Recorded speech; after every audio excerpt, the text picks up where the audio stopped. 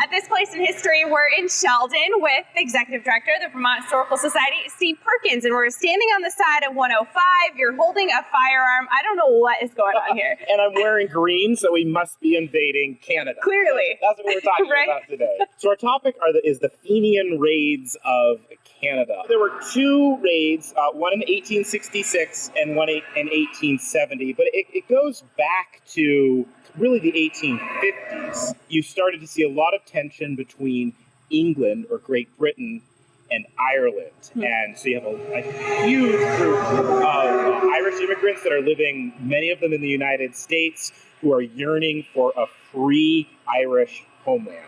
Now, the American Civil War comes around, and a lot of these folks are organized into military units based on ethnicity. So you get Irish brigades. There was even an Irish company out of Burlington. They come up with this grand plan that they will invade Canada, which was part of Great Britain at the time, and hopefully by doing that, it'll help convince Great Britain that they need to let Ireland be a free and independent republic. So in 1866, they did invade Canada. And there was one pretty famous battle over from New York into what's now Ontario. And the Fenians won that initial battle, but of course more British troops came in and they ended up retreating.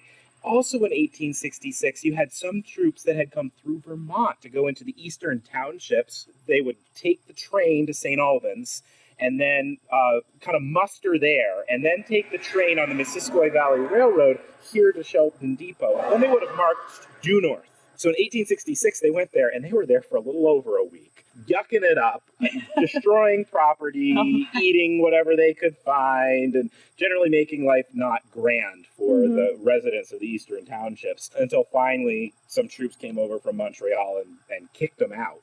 But in 1870, they decided, we're going to invade again.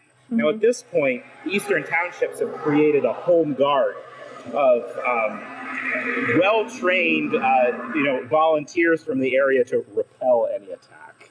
And so that's what happened. So the Canadians set up on a hill called Eccles Hill that has a great view into the United States. They set up there with sharpshooters, and they waited for the Fenians to line up and cross the border. They, let loose a volley, and what happens, one Fenian dies, a second one died a little bit later, everyone else turns around, books it out of there. They go running back. So this rifle right here, actually some sort of musket, was used by the Fenians. It's surplus Civil War, and it was dropped in Franklin as they were retreating and retrieved and placed in the Vermont Historical Society. But it happened right here. We're standing on the side of crazy. Standing on the side of Route 105, major transportation route back and forth to Canada. That's why they came this direction.